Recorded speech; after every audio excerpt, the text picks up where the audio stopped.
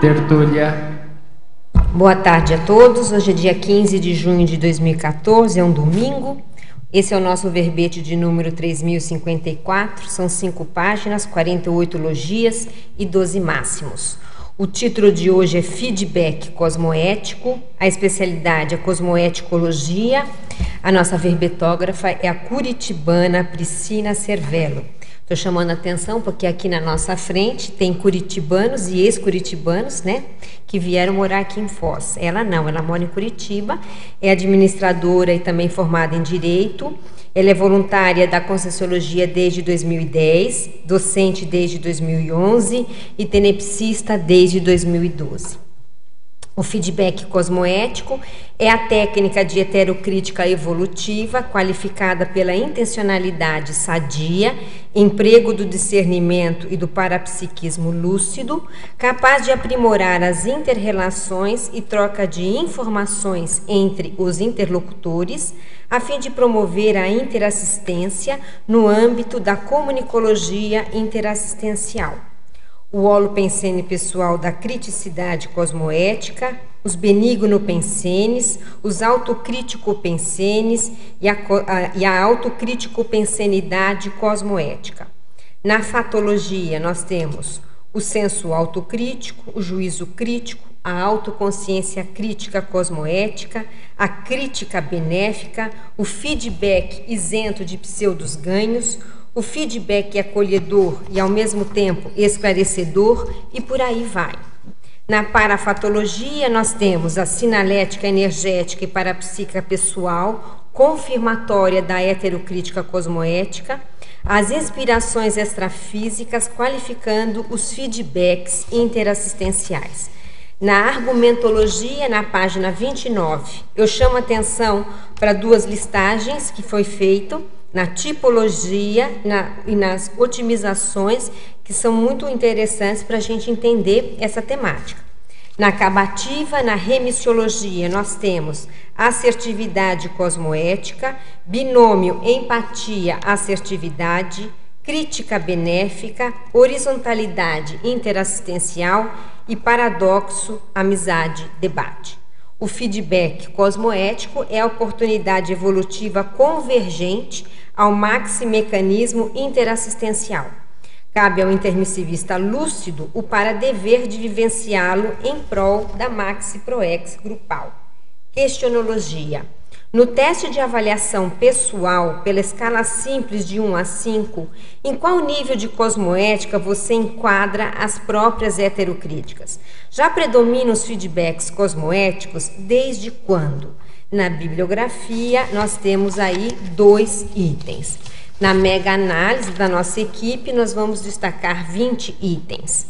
Tares, teática, lucidez, abertismo, cosmovisão, autocrítica, heterocrítica, exemplarismo, parapsiquismo, assertividade, ortopensenidade, incorruptibilidade, benigno-pensenidade, interassistencialidade, holomaturidade, descrenciologia, cosmoeticologia, comunicologia, conviviologia e evoluciologia. Antes de iniciarmos, a gente quer chamar atenção para esse curso aqui, que é a 2ª Jornada Internacional de Conscienciometrologia, que vai acontecer agora aqui em Foz do Iguaçu, de 4 a 6 de julho de 2014. É muita gente que vai participar, gente, olha só para vocês terem uma ideia, dá para enxergar aí, né? São 38 pesquisadores falando de conscienciometrologia. Então, temos aqui, só para vocês terem uma ideia, Cotejo Zéfiro Valdo, que é a primeira palestra, que por acaso vai ser eu e o professor Flávio que vamos estar falando. A gente vai estar analisando personalidade de Valdo Vieira, personalidade Zéfiro. Mas depois tem várias metrias, biografometria, reciclometria, energometria, despertometria e por aí vai. Quem sabe seja o maior evento que a gente já teve aqui na CCCI de conscienciometrologia. Vale a pena, então, aí participar. Vamos passar para Priscila. Priscila, nós vamos começar o nosso debate te perguntando por que você escolheu essa temática, embora a gente saiba que você é advogada, e eu acho que isso está um pouco dentro da realidade do professor, mas também do advogado, e por aí vai. Então, me explica para a gente o motivo desse tema. Então, boa tarde a todos. Bom, eu escolhi esse tema, primeiramente, porque eu tinha uma grande dificuldade, tanto de receber quanto de fornecer feedbacks. Então, e até assim, por uma característica minha e também da cidade que a gente mora, que é uma cidade que a população é um pouco mais introspectiva, tem um pouco do fechadismo de Curitiba, então a gente acaba não se expondo, né, não atuando de forma mais transparente mesmo. Então eu não me posicionava, eu acabava ficando muito em cima do muro, agindo de uma forma que eu achava que era o ideal, que a pessoa ia me interpretar de uma forma que eu ia ficar bem na foto ainda, né? Então uma preocupação exacerbada com a autoimagem. Então eu acabava não colocando a minha opinião, não dando os feedbacks que eu achava que eram importantes, até às vezes para aquela pessoa, simplesmente para manter uma boa imagem, né? Então, quando eu identifiquei isso, eu achei que era importante eu começar a estudar o processo do feedback para eu poder tanto ficar mais aberta a fornecer, quanto também a receber, porque o receber feedback é o que mais auxilia no nosso processo evolutivo, né? De identificar os travões, de poder reciclar. Então, achei que era importante estudar o tema para poder impulsionar isso. Ok, e está dentro da cosmoética, né? Que deve ser um tema que também você estuda. Isso, é um tema que eu gosto bastante. Isso, você gosta. Então, vamos à primeira pergunta aqui. Na Estrangeirismologia, página 26, primeira linha. Poderia explicar como funciona o feed forward, que é justamente o inverso, né? Isso. Então, assim, o pessoal que estuda mais na administração e na psicologia tem trabalhado hoje mais até do que com o feedback, com o conceito de feed forward. Que assim, o feedback, se você olhar na etimologia ali da palavra, o back é para trás, né? Então você dá um retorno para a pessoa de algo que aconteceu. No feed forward, você olha também o que aconteceu, mas olhando muito mais o para frente do que o para trás. Então, você traça estratégias, enfim, metodologias para que a pessoa possa reciclar, ou que possa mudar, que possa atuar no para frente, né? Então, o foco é diferente. O foco é no futuro e não no passado, como é o caso do feedback, que você dá em cima de fatos que aconteceram anteriormente. Quer dizer que, na verdade, é uma prospectiva. Isso. É um método, mas também de feedback. Você traz o feedback, traz o fato anterior, mas foca também no futuro. Aquela velha história, se você continuar assim, vai dar com os burros na água, não é isso? Quer dizer, você já viu o passado. Já faz uma projeção, né, do que vai acontecer. Quer dizer que você já imagina que a coisa não está boa ou está boa. É isso aí. Fatologia, página 26, final da segunda linha. Como obter a ausência do julgamento imediatista sem que nossas emoções atrapalhem? Então, aí vai muito de a gente dominar a nossa pensenidade, né? Se a gente tem um padrão de já estar o tempo todo julgando o outro sem analisar, sem aprofundar, sem olhar todo o contexto, né? Enfim, simplesmente julgar por julgar, de uma forma imediatista, isso desqualifica o feedback, né? E desqualifica as nossas análises, né? A nossa criticidade fica prejudicada porque a gente está fazendo um julgamento imediatista. Então, a profilaxia de fazer esse julgamento imediatista, eu entendo que a gente cuidar cada vez mais da nossa pensenidade. Então, tá o tempo todo muito atento ao que a gente está pensando, como que a gente está se manifestando. Então, qualificar mesmo essa condição. E ter mais calma, né? Na hora de fazer a avaliação, né, Priscila? Tem até, aqui na frente a gente fala também um pouco da superação da síndrome do ansiosismo, né? Então, a gente faz um julgamento imediatista e quer, de modo ansioso, né, falar alguma coisa ou se posicionar. Até pelo nervoso da pessoa, ela fala qualquer coisa, vai ver se acalma. É isso mesmo. Ok, na mesma página, fatologia, na quarta linha, como ocorre a qualificação da heterocrítica por meio dos princípios cosmoéticos? Poderia citar alguns destes princípios? Claro. Então, assim, o que a gente percebe hoje, por exemplo, no meio organizacional, né, no meio empresarial? O feedback e a heterocrítica, ela é feita muito com base no que é melhor para a empresa. Então, como que é o melhor o funcionário atuar para que o resultado da empresa seja melhor? Então, para que as metas da empresa sejam atingidas. É isso que é muito focado no âmbito empresarial, né? Então, no processo de feedback, as empresas têm planejamentos de feedback muito bem constituídos, elaborados, enfim. Mas o foco é a meta da empresa, é o resultado da organização. Então, não é nem sempre é o melhor para a pessoa. Então, às vezes, se oculta o que a pessoa precisa melhorar para ela em prol do que a empresa precisa. Quando você coloca como qualificador os princípios cosmoéticos, isso cai por terra. Porque, para começar, o princípio, um dos primeiros princípios da cosmoética é que aconteça o melhor para todos. E quando a gente fala em acontecer o melhor para todos, é para todos, não é para a empresa ou para qualquer pessoa que tenha algum interesse naquela situação. Então, esse princípio qualifica demais, porque você muda o foco, né? O foco não é mais o outro, ou não é mais a empresa, enfim. O foco é quem está precisando da assistência, né? Para que o efeito de a pessoa estar melhor, obviamente, vai trazer resultado para a empresa, porque se a pessoa está melhor, ela vai atuar melhor, vai performar melhor e vai ser bom para a empresa também. Mas o foco é na pessoa, é no que ela precisa. O que você acha que é o maior impedidor ou os maiores impedidores do feedback cosmoético? Eu acredito que seja o processo do egocentrismo. Então, as pessoas ainda estão muito voltadas para si. Então, quando elas vão dar um feedback, elas ainda estão pensando nos próprios interesses. Então, esse feedback ele fica corrompido. Ele perde a função, ele deixa de ser cosmoético. Porque a pessoa tem algum interesse secundário e, às vezes, acaba olhando muito mais para si do que para o outro. Quando você precisa, no momento de dar um feedback cosmoético, você tem que estar olhando para o outro, se colocando no lugar do outro, né?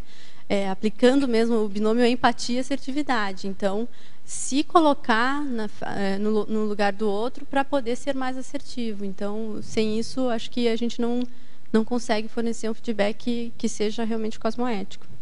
Priscila, aproveitando o gancho aqui da Mabel, então, na quinta linha, o feedback isento de pseudo-ganhos, é o que você acabou de falar, né? Exatamente, é isso mesmo. Então, muitas vezes, eu mesma já me peguei, uma vez dando um feedback para uma pessoa da minha família e assim, que realmente aquilo era o melhor para aquela pessoa. Só que depois, analisando o que eu tinha falado, eu me dei conta que eu não estava realmente preocupada com ele, mas sim com que eu me livrasse daquele problema. Então, assim, você precisa melhorar isso, porque eu não quero mais me incomodar com isso. Então, assim, totalmente distorcido, né? Era uma coisa positiva, mas desqualificou todo o meu feedback, porque a minha intencionalidade estava corrompida. Então, para o feedback ser cosmoético, o primeiro item ali é qualificado pela intencionalidade sadia. Então, se a tua intencionalidade já está meio torta ali, já desqualifica a condição do feedback. Aí, agora, na oitava linha, o feedback acolhedor e, ao mesmo tempo, esclarecedor. Então, para você fazer TARES, você não precisa deixar de ser acolhedora, né? Você não precisa estar sempre com um TACAP, né, em cima da pessoa. Então, você pode ser acolhedor e, ao mesmo tempo, falar o que tem que ser dito, né? Esclarecer, pontuar, sem necessariamente ser agressivo ou qualquer coisa assim, né? Então, esse que é o ideal, né? Porque quando você faz o acolhimento, até a pessoa fica mais aberta também a receber o feedback. Então, em geral, acaba que o saldo é mais positivo, né? O resultado é mais efetivo. Lembrando que TARES, a gente fala muito de TACAP, de soco na cara, né? Mas isso é uma conduta exceção, não é isso, Priscila? Era bom você falar isso, porque senão todo mundo acha que agora eu vou fazer TARES, e pega a metralhadora e sai por aí. Isso mesmo, não. E em nome da TARES, né? Em nome da TARES. O efeito é reverso daí, né? Muitas vezes. Exatamente. Então não é por aí. A gente tem que falar as coisas sérias, corretas, mas como você disse, de uma maneira acolhedora. Isso. Uma das modalidades ali que a gente coloca na tipologia é o feedback impactoterápico, né? Mas tem que se medir muito bem a dose dessa impactoterapia, dessa TARES mais, né? E Priscila, quando é que você acha que o feedback deve ser impactoterápico? Quando você fala, não, hoje, para esse caso, tem que ser forte. Tem algumas pessoas que assim, já estão persistindo num erro, por exemplo, né? Já receberam alguns feedbacks, mas não estão percebendo assim ainda todo o contexto, enfim.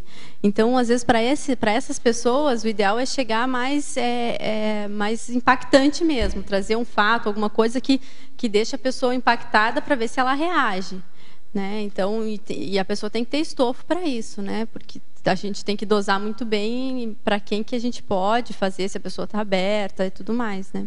E quando você acha que não pode ter feedback?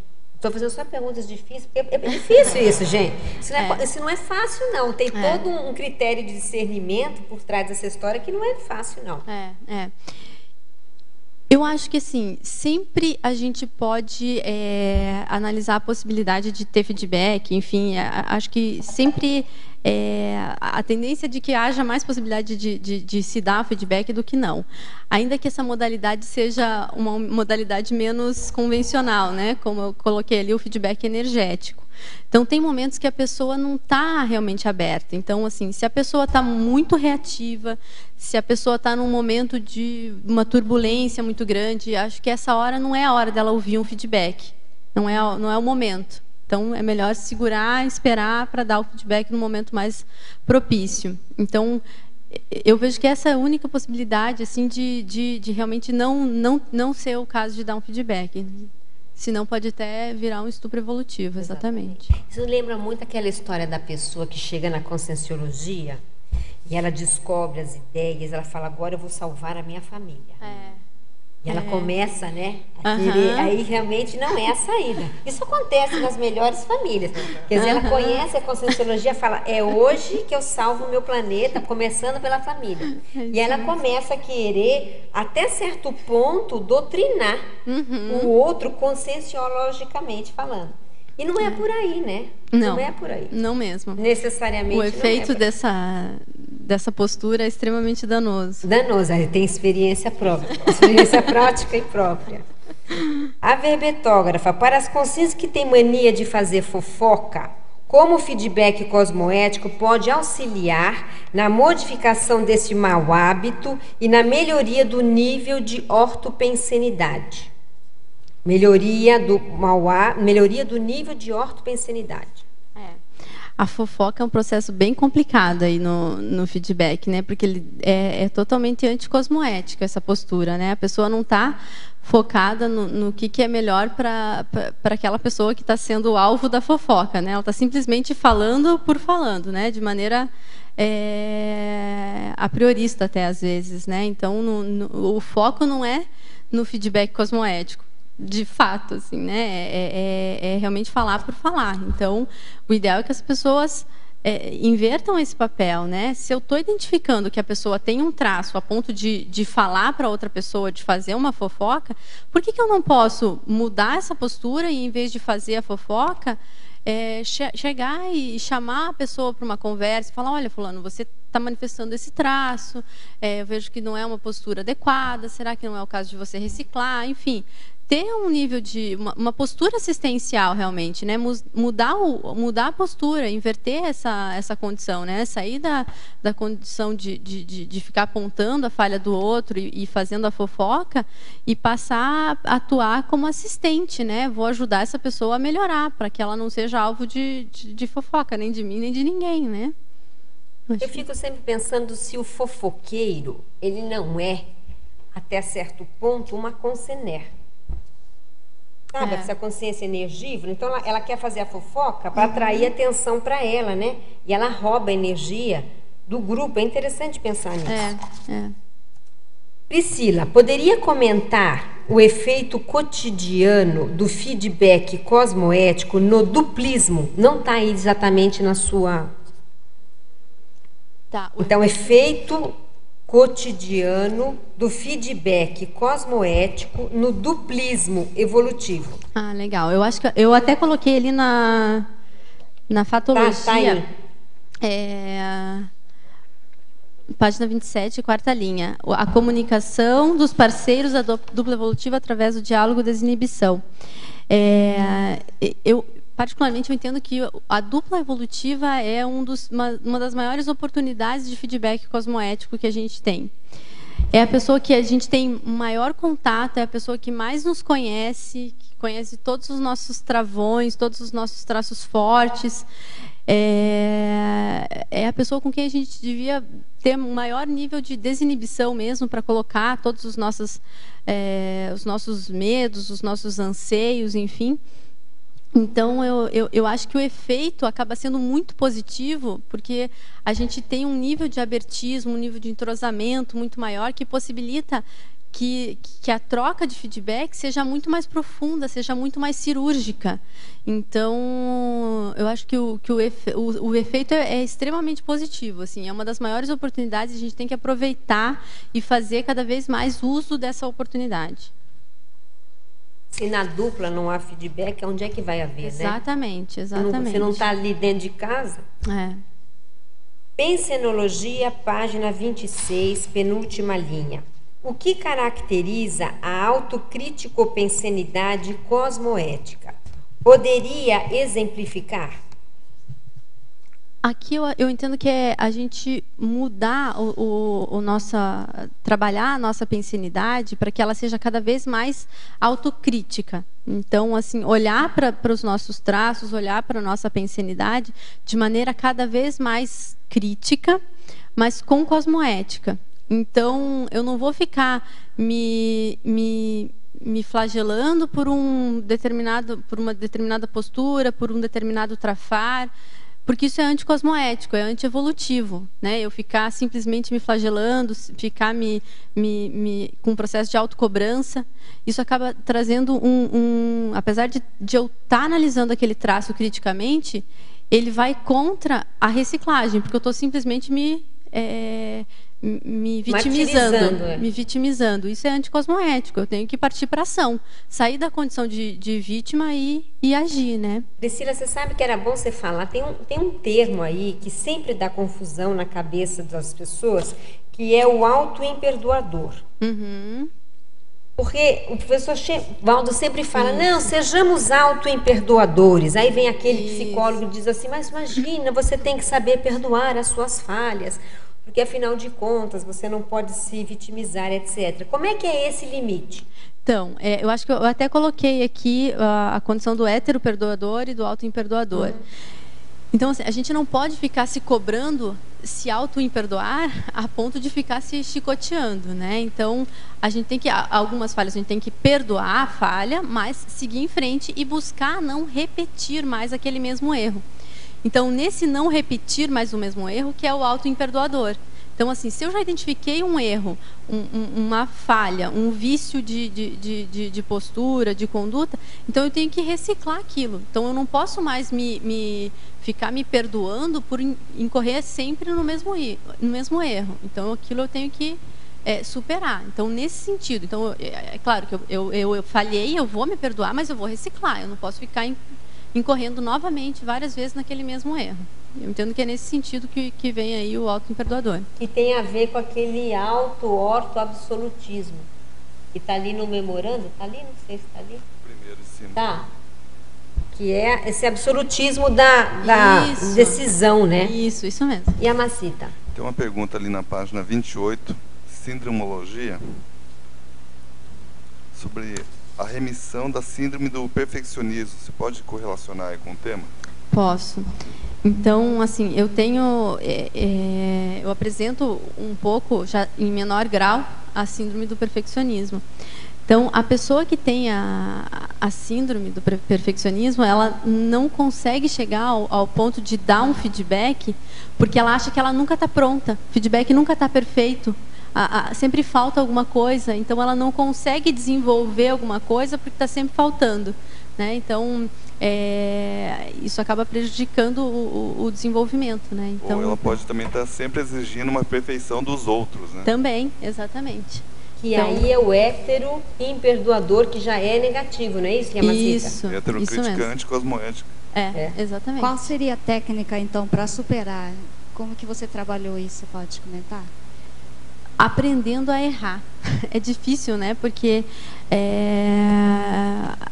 a gente se cobra muito fazer as coisas o mais certinho, mas assim, eu acabava atrasando muito as coisas porque eu achava que nunca estava pronta. Então, comecei a colocar mais, a dar mais a cara a tapa, ainda que achasse que a coisa não estava bem feita, não estava perfeita. E às vezes não estava mesmo.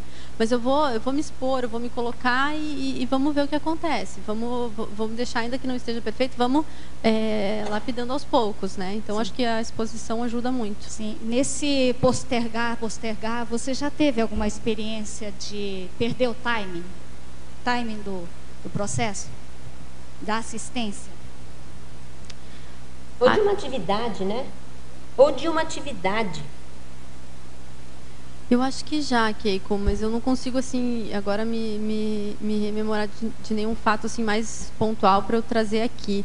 Mas nesse caso mesmo que eu trouxe de um familiar, eu acho que eu perdi um pouco o timing de ajudar, assim, que chegou ao ponto de a condição dele piorar, um processo de vício, porque eu não tentei me posicionar antes, não tentei ajudar antes e dar o feedback que era necessário enquanto era tempo. Então, isso acabou agravando. Não que o fato de eu dar o feedback teria realmente ajudado. Não sei, não tenho como prever, porque isso não aconteceu.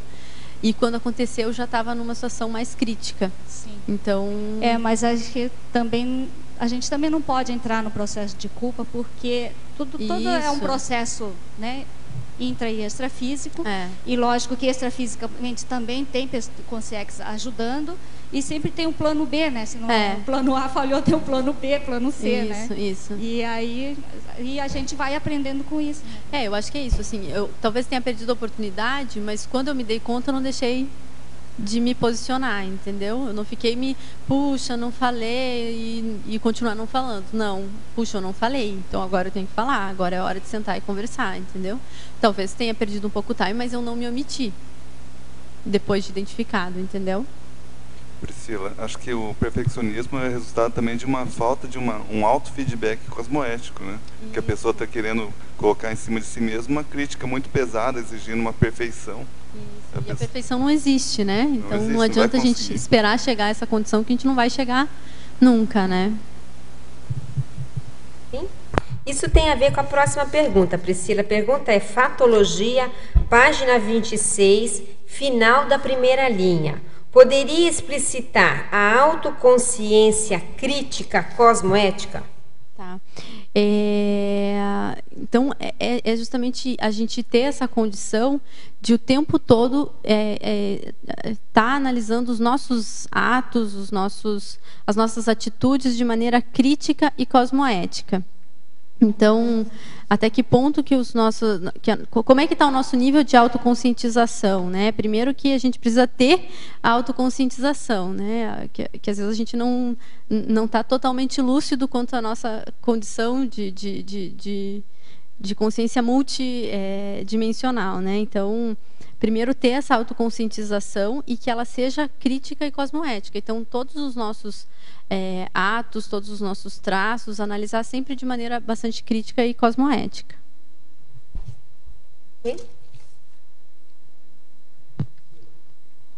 Mitologia, no item 8, self-feedback, como na sua experiência você faz isso? Existe um certo tempo? Como você faz essa manutenção? Então, eu acho que aqui o que mais caracteriza o self-feedback está dentro disso, até ele comentou ali também anteriormente, a pessoa não se dá o feedback, né? É dentro do self-feedback. Então, o retorno a respeito de si próprio, como que a gente dá? Na análise cotidiana, ali em todo dia mesmo, antes de sair de casa, no trabalho, então analisando todas as nossas atitudes.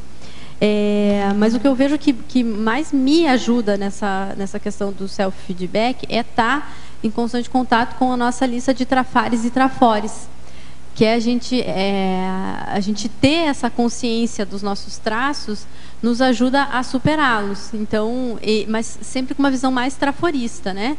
Não deixar os trafares engolirem a gente, né? Então, olhar sempre os trafores e buscar através deles superar os trafares.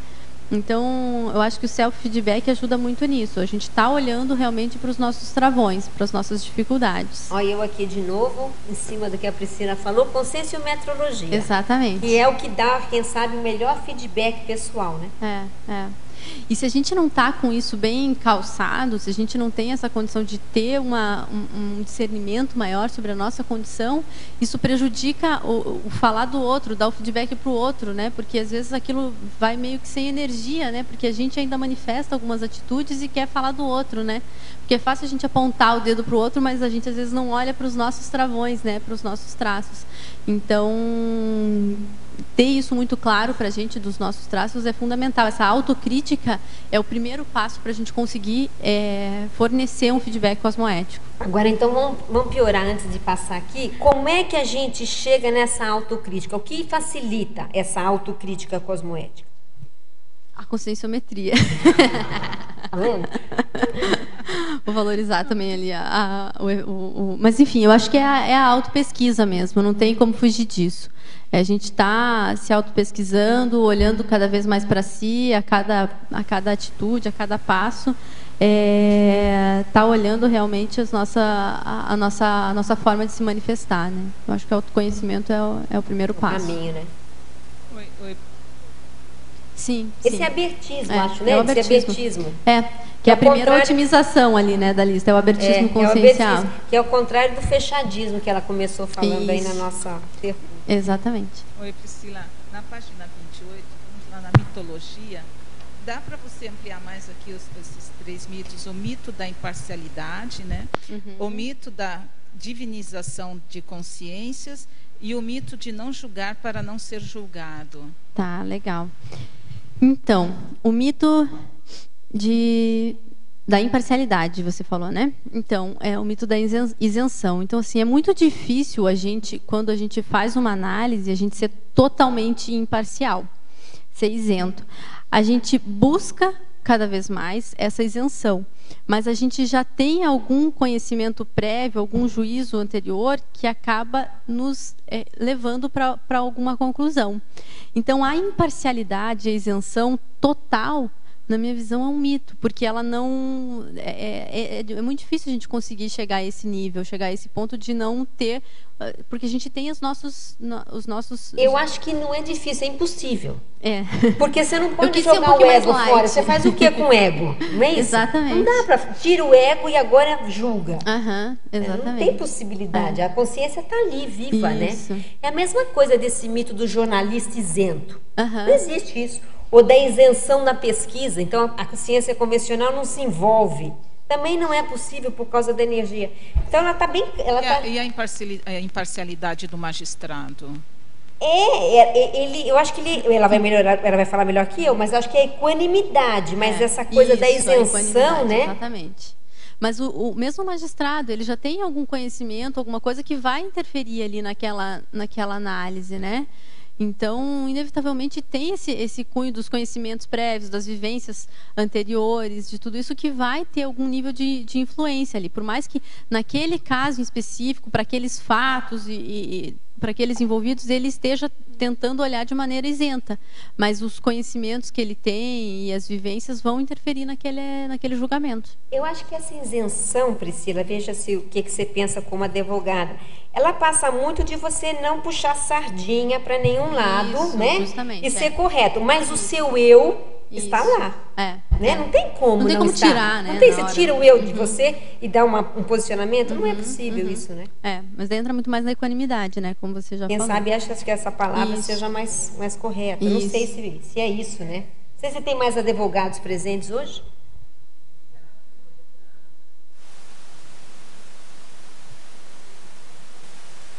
Porque eu só sou formada em Direito, né? Então... Mas já conhece, então. Não, mas eu atuei na área mais ou menos das ciências jurídicas, então mais ou menos já tenho um conhecimento. Um conhecimento, né? Priscila, na página... Só deixa eu concluir aqui, que ela perguntou dos outros mitos também. O mito da divinização de consciências é aquela coisa de a gente divinificar alguém, e daí todo feedback que aquela pessoa nos dá, a gente leva aquilo à risca. Então, assim, a gente não consegue levar aquilo para crítica, não consegue trazer para a gente e analisar aquele feedback criticamente. Então, porque fulano falou, eu tenho que fazer. E, às vezes, aquele feedback talvez nem seja aquela atitude, ou, enfim, não seja o ideal para você naquele momento. Mas como foi fulano que falou, não, eu tenho que fazer. Entendeu? Então, é isso que a gente tem que cuidar com essa divinização. E o mito de não julgar para não ser julgado... Isso é totalmente religioso. É totalmente religioso, é isso mesmo, uma base totalmente religiosa. E tem a condição de você não querer falar, não querer falar, dar um feedback para o outro, para você também não receber. Então tem muito mais relação com a dificuldade de você ser julgado do que realmente de julgar.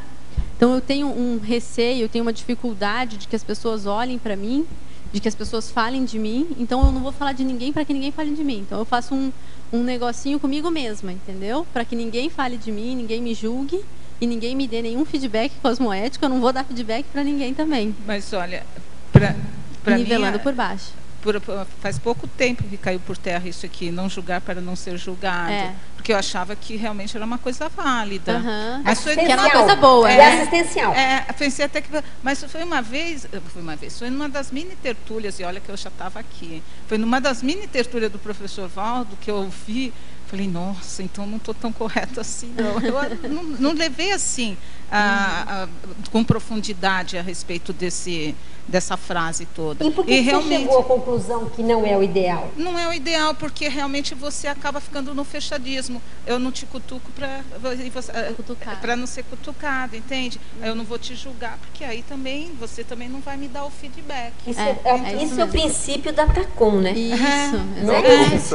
Todo mundo se acumplicia, né? Para que ninguém fale de ninguém. Mas eu tinha essa frase assim como uma coisa assim magnânime, né? Nossa. É um mito baseado na autocorrupção, na cobertura até uma autocorrupção. Porque é aí que cria os acordos tácitos em grupo.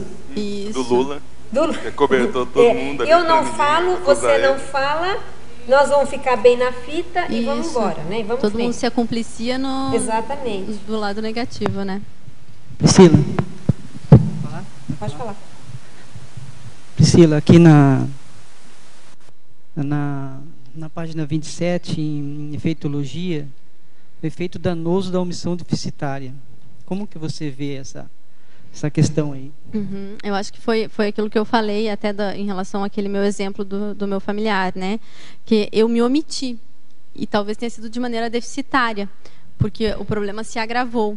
Então, assim, às vezes a gente perde a oportunidade de dar um feedback que poderia ter um efeito muito positivo para a pessoa, que poderia ajudar a pessoa naquele momento evolutivo. Mas a gente se omite, porque, será que ela vai se ofender? Será que ela vai gostar? Então, eu não vou falar, acho que eu não tenho intimidade para falar. E acaba não falando. E aquilo acaba tendo um efeito muito prejudicial para ela, porque ela precisava ouvir aquilo. Sim. Então, o efeito acaba sendo muito danoso para o processo evolutivo dela. E como que você consegue perceber se a omissão foi sua ou se foi o amparo que não te deixou falar? Daí a gente entra no outro item da definologia lá, que a gente tem o feedback cosmoético como técnica de heterocrítica qualificada pela intencionalidade, emprego do discernimento e parapsiquismo lúcido. Sim. Então, assim, como a gente não está falando aqui de um feedback convencional, a gente está falando de um feedback cosmoético. Então, a gente tem que incluir aqui nele o parapsiquismo. Okay. Então, quando eu estou na frente de um problema, eu tento me conectar bastante com o amparo para ver se é o momento de dar um feedback, tentar desenvolver uma sinalética, que está na parafatologia também, a sinalética confirmatória da heterocrítica cosmoética, né? Então, tentar buscar esses mecanismos que me auxiliem a identificar se é ou não o momento de fornecer o feedback. Então, tá muito atento a isso, né? Se colocar aberto para fornecer o feedback, mas tentar buscar entender se é o momento. A minha segunda pergunta era aqui na megapensionologia. O parapsiquismo qualifica feedback? Isso. É justamente falando, nessa linha. Porque quando a gente tem essa condição de identificar não só energeticamente, mas também procurar fazer um acoplamento maior com a pessoa, sabe? Fazer uma assimilação mesmo com a pessoa, tentar afinizar com o comparador da pessoa para ver se realmente é um momento. Então, nesse sentido, que eu acho que o parapsiquismo ele qualifica demais assim o processo do feedback. Na verdade, eu acho que é indispensável. Tem mais uma aqui em Principiologia. Na quarta linha é o princípio de não ter medo de errar. Não temer? Não ter medo de errar. Ter medo de errar. Que é esse mesmo processo aí, né? Dentro do parapsiquismo, né, que te dá a certeza, né? É isso aí, questão, parapsiquismo. Né? Mas assim, também não ter medo de errar, no sentido assim, pode ser que não seja o momento, pode ser que você erre na dose, mas enfim, não ter assim o medo de errar, ter autoconfiança, tentar desenvolver o parapsiquismo, tentar evitar o erro, logicamente, mas não se omitir deficitariamente por medo de errar. Sim. Entendeu? Nessa questão da omissão aqui, voltando a falar de novo, né, deficitária, qual o sentimento de que você teve uma omissão consciente ou essa omissão não foi consciente? Você deixou passar? Não foi consciente. Não, eu entendo que assim, para ser uma omissão deficitária, acho que dificilmente a gente, eu sei que vai dar problema, mas eu vou me omitir. Acho que é mais difícil isso acontecer, né? Mais inconsciente mesmo. E só depois que eu fui perceber. Então, num primeiro momento gera uma frustração, mas vamos para frente, né? Vamos tentar resolver, né? Não vamos se afundar ali na frustração e ficar focando nisso. Vamos visão traforista, né? Tá bom, Priscila, obrigado. Obrigada. Às vezes a gente se omite até porque a gente está tão preocupada com as nossas coisas que a gente esquece de ver o outro. É uma vergonha isso, mas é verdade. Às vezes a pessoa está tão preocupada com o seu que o outro está pior e ela se omite porque ela não se deu conta que o outro está pior. Às vezes a gente tem um apriorismo de achar que a crítica vai ser pesada, que vai magoar, vai machucar. A gente não aprendeu ainda a conviver e fazer uma crítica que vai cair na medida certa. A pessoa, né? Eu tenho feito o curso Recim 2 da Conscius e lá é com 5 cobaia toda semana. Então a gente aprende a receber e a dar. E a gente vê o valor, a riqueza que é esses feedbacks. Então a gente valoriza muito quando alguém dá esses feedbacks. A gente pede para os alunos, que são nossos colegas, e também a gente aprende a valorizar quando a gente tem algum insight para colocar aquilo na hora certa. Mas eu acho que isso só acontece depois que a gente consegue ver o valor disso, né? Ver o resultado disso. Então, no caso de vocês já estão vendo os efeitos positivos que esses feedbacks que vocês estão recebendo tá trazendo no processo evolutivo. O problema é que muitas pessoas não percebem esse efeito positivo e acabam gerando uma reatividade. Porque não vivenciaram ainda, né? Porque ali no Recim se vivencia muito isso, né? A gente fica impressionado com o ajuste da autoimagem que vai ocorrendo. A gente tem uma autoimagem e com os feedbacks a gente vai caindo na real e vai crescendo com aquilo. Vai reconstruindo. E de repente fica até bom receber crítica, né? Com certeza. Às vezes a gente faz umas críticas assim que vai lá no fundo. A gente pensa, nossa, essa pessoa vai ficar magoada comigo. E depois ela sai feliz porque agradece ainda, né? E ainda agradece. A Priscila, aqui na página 29, na tipologia, né, você fala aí do feedback parapsíquico. Aí eu queria que você falasse assim, quais as experiências que você teve aí com relação a isso. Tá. A informação parapsíquica, a mensagem telepática, o recado através de projeção consciente. Então aqui é mais naquele sentido dos feedbacks recebidos até mais extrafisicamente, né? Então, ou às vezes num processo mais de relação mesmo com o amparador, ou enfim, em alguma projeção, alguma coisa mais nessa linha. E vê uma coisa bem diária nisso, que a pessoa pode perceber, é o banho.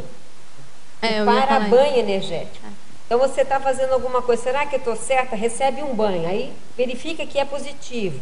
Isso pode ser um feedback do cosmos, vamos dizer assim, né? Em cima daquilo que você estava fazendo. E é um feedback parapsíquico, não é, Priscila? Isso mesmo. Isso mesmo. Então, às vezes até a sinalética, né? Aquele banho que vem para confirmar alguma ação, alguma coisa assim. Acho que que eu tenha vivenciado é mais nessa linha de banho energético. Mas tem também a projeção vexaminosa, né? O puxão de orelha. Né? Tem. E no item 4 aí, o feedback exemplarista. Legal, o exemplarismo sadio atuando enquanto mega feedback. Então, acho que isso é muito legal, porque assim, às vezes a pessoa dá um feedback e fala muito, ou simplesmente para apontar a falha do outro. Mas quando você olha para a vivência dela, ela manifesta aquilo o tempo todo. Então, assim, que autoridade moral que a pessoa tem para fornecer aquele feedback. Ao passo que, se ela dá o exemplo de superação daquele traço, por exemplo, ela tem uma autoridade moral muito maior para dar aquele feedback. Ele nem precisa falar, porque o ato dela já só é o exemplo. feedback. Só o exemplo já é um feedback. Então, nesse sentido, acho que o exemplarismo é uma das coisas que qualificam bastante também aí o feedback. E ficar atento também na escagem que você faz. Né? Eu tive uma experiência que fui chamar a atenção de uma mocinha que estava fumando no cinema, eu nem conhecia a mocinha. Aí eu fui falar, olha, você que se continuar fumando, a sua pele vai envelhecer mais rápido. E a preocupação, né? As meninadas têm preocupação em manter a beleza, né? E aí, logo depois que eu saí de lá, né? Tive banho, né? Saí de lá, sim. E aí veio, quem é você para dar essa informação para a pessoa? Então, extrafisicamente, acabei iscando. Cutucou a onça, né? Cutuquei a onça com vara curta. Você teve um feedback e não cosmoético do assediador, né? Então, o EV antes, depois, né? Durante e depois, né? Para desassimilar, né? Legal. Tem esse processo aí. É isso mesmo. Eu queria aproveitar e perguntar. Só um minuto. Eu acho que em cima disso que ela está falando, pode ser um dos motivos que as pessoas não se posicionam tanto, que é o medo, né? Do que vem de contrafluxo. Mas nesse sentido a gente tem que entender que no feedback a gente não pode esperar uma receptividade ou esperar que a pessoa concorde com a gente na hora do feedback. Não estamos aqui para agradar sempre. Não estamos aqui para agradar e a pessoa pode entender que a gente não está certo e a gente pode não estar certo. Então, enfim, a gente tem que dar o feedback né, do modo mais cosmoético possível, mas sem esperar que a pessoa receba bem aquele feedback, porque ela pode não receber bem. Ela pode não estar preparada para ouvir aquilo. Então, a gente tem que se... Na bibliografia, você, além do manual da dupla evolutiva, que você já falou, né, você traz o manual da ProEx, não sei se você já comentou, a relação, então, da cosmoética, feedback cosmoético com a ProEx. Então, se a gente olhar ali na frase enfática, eu coloco que o feedback cosmoético é oportunidade evolutiva convergente com o maximecanismo assistencial. Cabe ao intermissivista lúcido o para-dever de vivenciá-la em prol da maxi-proexis grupal. Então, eu entendo que a troca de feedback, ela auxilia o processo da maxi-proexis grupal. Na medida em que, se a gente está envolvido num trabalho, que a gente é um trabalho grupal, e alguém está, em determinado momento, prejudicando aquele trabalho, seja por uma postura, ou seja por algum conflito, alguma coisa assim, eu tenho que dar o feedback cosmoético, porque aquilo vai auxiliar na maxi-proexis. Então, assim, seja no grupo ou seja para a pessoa, o feedback pode às vezes mudar o curso da proexis da pessoa, mudar o rumo de vida dela. Desassédio, então, né? Às vezes a pessoa está totalmente obnubilada e chega alguém com uma lucidez maior e dá um feedback ali, às vezes até impactoterápico, e aquilo muda o curso da vida da pessoa. Então, assim, é uma oportunidade que às vezes a gente não valoriza o feedback, mas ele pode mudar a vida de uma pessoa. Isso vem de encontro ao que ela estava falando, né? Ela estava falando dessa crença que não se deve fazer isso. Aqui você está com um exemplo claro, né, da propriedade do feedback no crescimento grupal. Sim. E é interessante porque essa pessoa que está obnubilada, muitas vezes você consegue resgatar a pessoa para a lucidez e ela manter o trabalho. Muitas vezes, nesse processo, a pessoa acaba se auto-excluindo e saindo do voluntariado, por exemplo. Né? Exatamente. É isso mesmo. Tem alguém querendo perguntar? Antagonismologia, o primeiro antagonismo é crítica construtiva e crítica malévola, tá? no fato de você talvez estar recebendo um feedback de uma outra pessoa, e assim, talvez a pessoa pense que talvez pode ser uma crítica construtiva, mas você sente que é uma crítica malévola. Como você dá um retorno para essa crítica? Você segura, você dá uma contra feedback, sei lá, entendeu? Como que você vê essa situação, uma réplica? Isso mesmo. Entendi. A pessoa não percebeu que é uma crítica malévola, mas você está sentindo aquilo. Isso, eu senti enquanto malévolo, e aí? Como que eu vou lidar com isso? O que eu entendo que o principal aí é você não entrar num conflito, né? Não entrar num embate, não procurar se defender ou partir para algum tipo de conversa mais agressiva, enfim, mais ríspida, né? Então, tentar analisar, se você percebeu aquilo, é sinal de que você está mais lúcido. Então, tentar ampliar, tentar mostrar para a pessoa que o teu posicionamento, mas sem reagir ao feedback. Você recebeu o feedback, não, mas eu fiz isso, por aquilo, você não está vendo todos esses outros. Não adianta chegar e querer contra-argumentar aquele feedback, porque talvez ela não esteja percebendo que ela está sendo, que é malévola, né? Então, se posicionar, acho que é importante você mostrar o teu posicionamento, mas sem entrar no embate, sabe? Postura de pacifismologia. Tá. Ok, obrigado. Priscila, tudo bom? Oi. Eu entrar mais ou menos nesse assunto, que é a questão do quando a gente percebe que a pessoa tem uma boa intenção, não, eu preciso te dar um feedback, tal assunto, mas tu percebe que a energia dela está completamente contra com o que ela está falando. Então, eu já passei por situações assim, não, tudo bem, ok. Aí tu desvia. Não vou receber. A minha postura foi não quero receber esse feedback. E ao longo da situação, eu percebi se realmente fosse positivo, a pessoa retornaria e diz, não, olha só, tal dia, tal situação. Viria com um feedback mesmo. Não, a pessoa afastou. Aí, o que acontece? Eu penso assim, se realmente é cosmoético, tu recebe a confirmação, banho energético, tu tem uma questão assim mais lúcida, eu penso, mais amparado. Aí quando que envolve também a questão do feedback parapsíquico. Mas às vezes a pessoa vem assim com aquela carga energética totalmente contra referente à fala. Aí que postura toma? Foge, vai dar uma curva. Foge é ótimo. Recebe, o fugir às vezes tem o risco de você estar incomodada com aquilo e às vezes é um processo muito mais teu, não é um processo da pessoa. Né? Então, às vezes, eu não quero ouvir isso, acho que eu vou fugir, né? Não estou preparada para ouvir, porque a gente tem às vezes uma dificuldade de receber a crítica, né? É natural.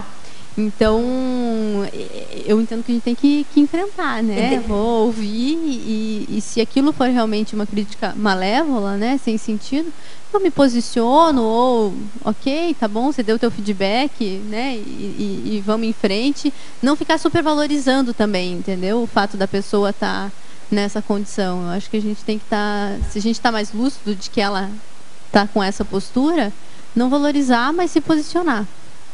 Manter o posicionamento e aceitar, na dúvida, né? Agora é interessante ver isso, que às vezes a pessoa não aceita o feedback daquela, mas da outra ela aceita.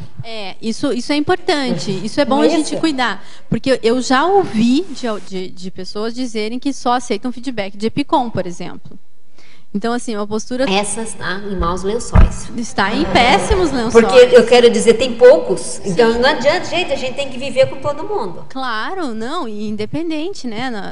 Enfim, nas técnicas de administração mesmo se estuda muito o processo do feedback 360 graus, né? Então, a gente ouve feedback de todos os lados, de todas as pessoas, de diversos... Enfim, de diferentes níveis evolutivos até, né? Não tem esse tipo de restrição, porque...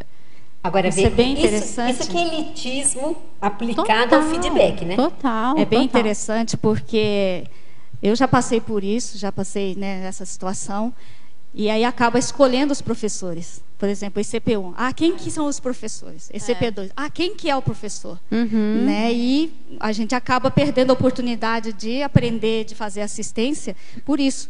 Já vi também situação, não vou com o cara desse PO, então não vou fazer aula treino com ele. Já aconteceu, a pessoa perdeu o time, perdeu a oportunidade. Pois é. Acontece. Quando às vezes é aquele professor que ela não quer que vai dar o feedback que ela precisa ouvir. Isso é real.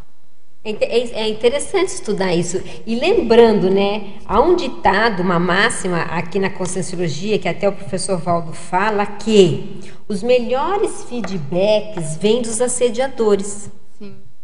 Ainda que seja com uma carga negativa, com uma má intenção explícita, com tudo isso que foi falado, ele vai no no-gorde, porque ele vai no trafar. E ele aperta aquele ponto, né? Que é às vezes o ponto que a pessoa precisa reciclar. Então a gente tem que ser um pouco menos ingênuo nessas coisas e frio na hora de avaliar isso, porque isso é um fato. E desdramatizar o processo de assédio, né? Exato. Porque o assediador nada mais é que os nossos amigos aí com passageiros evolutivos do passado, exatamente, né? Então, a gente tem que aproveitar essa oportunidade que eles nos dão de nos mostrarem, nos evidenciarem alguns traços aí, né? Gente, então, isso não quer dizer que a gente vai sair assediando os outros, lógico, né? Não é isso, Priscila? Que não, lógico. Porque a gente nunca sabe como as pessoas interpretam o que a gente fala. Mas a gente tem que entender isso. É claro.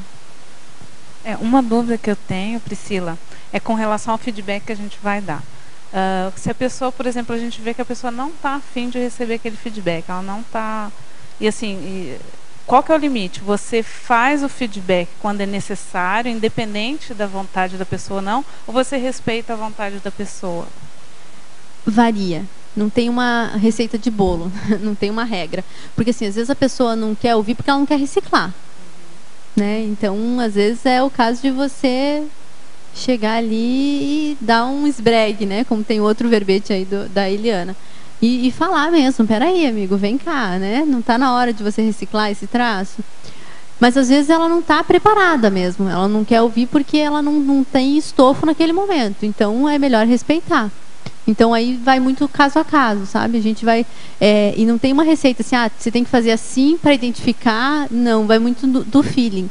Então, de você desenvolver esse feeling pouco a pouco, né? De você conseguir ir aos poucos, por erro e acerto mesmo, tentando desenvolver. Ok. Uma técnica também se a pessoa te perguntou, você responde, né? Agora, tá, eu estou lembrando, eu estou vendo você perguntar isso, a gente sofre muito com isso, autores e revisores de livro. Porque você vai dar um feedback para o autor, ou eu vou receber o feedback enquanto autora de um verbete, ou autora de um livro, na hora da revisão, ou situação de saia justa que é. Dependendo porque a pessoa fica toda melindrada, vai falar do meu texto, uma bobagem. Isso. Só dar o depoimento, né, que eu já sou voluntária da Editares já há 6 anos, e a gente atua justamente nessa função, né, de dar o feedback lá, dar a notícia para a pessoa, boa ou ruim, né, de como é que está o livro dela. E assim, a gente usa algumas técnicas, né? A gente usa a técnica meio que o assopra, depois morde, né? O contrário lá. Primeiro a gente recebe a pessoa, elogia o livro, assim, a parte boa do livro, para depois a gente tocar nos pontos nevrálgicos, assim, e sempre dando muita força para a pessoa. Sempre mostrando para ela quais são os trafores que ela tem, que ela tem total capacidade de resolver aquilo. Agora, e quando a gente vê que a pessoa não tem condições, a gente oferece, né, outras opções, assim, até de preceptoria mesmo, né? Então, assim, aí vai toda... O autor tem que... Esse verbete seu, Priscila, ele é perfeito para autor e autorando. Porque a gente tem que aprender isso, que às vezes eu vejo no nosso dia a dia, das áreas mais difíceis é o feedback cosmoético dentro da revisão de artigo, de verbete e de livro. Sim. E uma coisa muito séria, assim, que até a gente comenta lá na Editares, né? Que nós, como autores, como editores, nós somos, vamos dizer assim, o advogado de defesa do leitor, né? Porque, assim... E do autor. E do autor também, né? Para ele não se arrepender no futuro do que ele publicou. Mas, assim, a nossa, vamos dizer assim, maior defesa é do leitor, porque, assim... Ele que vai receber aquele livro. Então, assim, a gente quer que ele receba o melhor livro possível, o mais claro. E muitas vezes o autor, a gente vê que ele não está muito preocupado assim, com o leitor, né?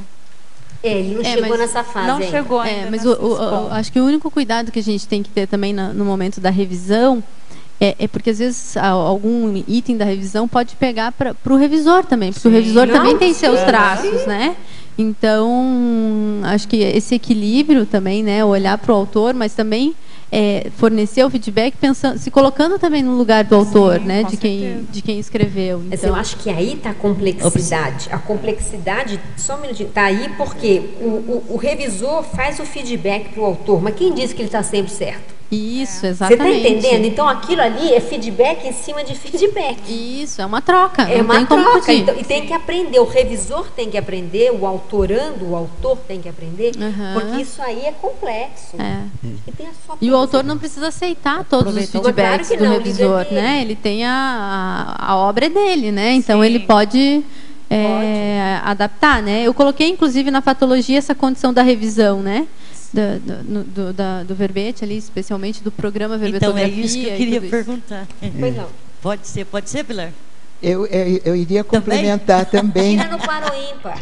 A Pilar estava na frente, Marilu, você não dá prioridade para ela. É que foi o seguinte, vou retomar um pouquinho, porque quando começou, já quando ela estava, a Patrícia estava explicando sobre feedback, eu já estava pensando que feed já é uma alimentação daquilo que você ou percebe ou que você tem. Isso. Porque no meu tempo a gente dizia devolutiva. É a devolutiva, vamos dar uma devolutiva, né? Eu vou dar uma devolutiva, quer dizer, ou eu tive uma informação da outra pessoa, ou me deram uma informação sobre ela e eu preciso limpar aquilo, resolver, então vou fazer uma devolutiva. E aí a palavra deve e evolutiva. Que é o debate que estava tendo, do relacionamento. Então, tem o feedback do relacionamento, mas aí foi só eu pensar, puxa, mas não é só no relacionamento. O feedback tem, através, então, de uma tarefa, de um trabalho. Aí começou a discussão, ela entrou, falei, puxa, já falou que eu ia...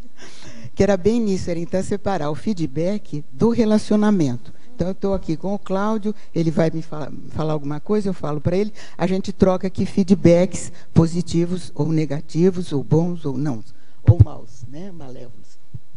Agora, se é uma atividade, eu acho que é um outro contexto de feedback. Embora, agora no final também foi falado, mesmo sendo um trabalho, às vezes envolve os autores, ou o autor da revisão, ou o autor do livro, ou do verbete, seja o que for. Então, eu acho que ficou agora mais claro o que é realmente um feedback.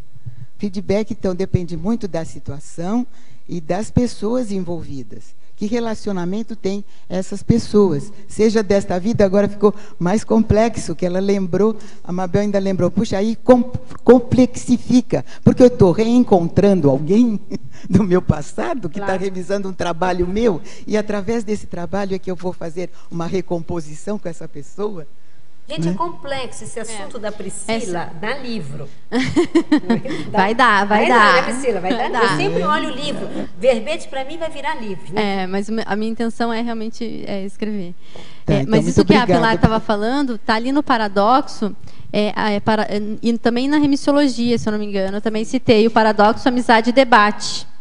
Então, a gente colocar, às vezes, a gente necessariamente não precisa deixar de ter amizade com aquela pessoa porque a gente discorda de algum traço dela. A gente pode dar o feedback, né, ali através do debate, até para ajudá-la e manter essa amizade. Então, essa relação é muito sadia, né? Isso também vai contra, né? Ou vai a favor do que ela estava falando agora.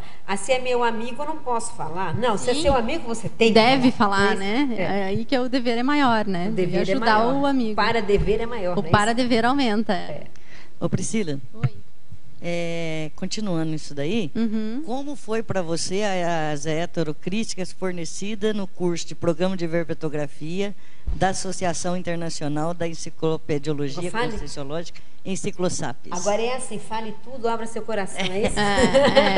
Não, foi fantástico. O programa, para mim, foi fundamental, assim, porque eu estava num processo de querer escrever, mas... enfim, procrastinando. Então, assim, eu consegui manter um ritmo de acompanhar bem as aulas, de mandar sempre, de ouvir os feedbacks, de fazer as adaptações. E para mim foi muito rico, porque você começa a entender a estrutura do verbete de uma forma totalmente diferente, né?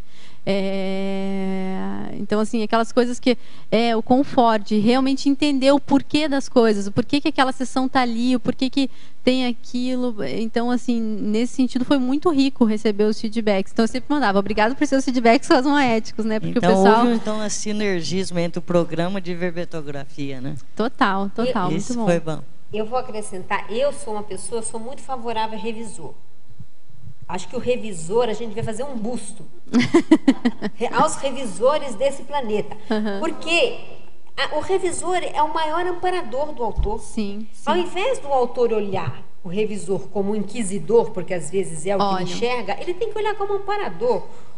O revisor está ali para ajudar. Exatamente. Entende? Então, cabe muito a nós que vamos receber o feedback daquele revisor, essa abertura, esse abertismo de enxergar o revisor no papel mais digno que ele faz. Não quer dizer que ele vai acertar tudo, mas o erro dele ajuda o autor. Até o erro do revisor pode ajudar o autor. Então é fantástico. É isso mesmo, né? Eu acho que e o bacana assim que o revisor ele não tem nenhum interesse, pelo menos no programa de verbetografia, imagino que na questão dos livros, dos artigos, não tem aquela condição de interesses secundários ali dos pseudoganhos. Não, ele está revisando porque ele quer ajudar aquela pessoa a publicar o verbete, a escrever o livro. Então é uma relação muito cosmoética realmente, né? Um feedback muito cosmoético. Então é muito produtivo se a gente conseguir aproveitar isso, né? Esse feedback e tomar partido dele. E o que a gente discordar, pontua. Acho que até é favorável para o debate, né? Olha, eu não entendi muito bem essa revisão, eu discordo disso aqui, vamos conversar para eu entender o que você pensou, porque eu não concordo com isso. Então, assim, mesmo que a gente discorda, a gente consegue fazer do limão uma limonada, né? E aprofundar aquele item. Então, acho que a gente tem que tomar partido disso mesmo. Nessa linha que você está colocando, Priscila, você colocou aqui na fobiologia, né, a ausência da criticofobia. Então, nesse sentido, assim, a pessoa que tem essa dificuldade de receber crítica, como você acha que ela pode superar? Né? Então, nesse caso, ela recebe a crítica, mas ela não sabe lidar. Então, qual técnica, qual é a abordagem que você faz aí para...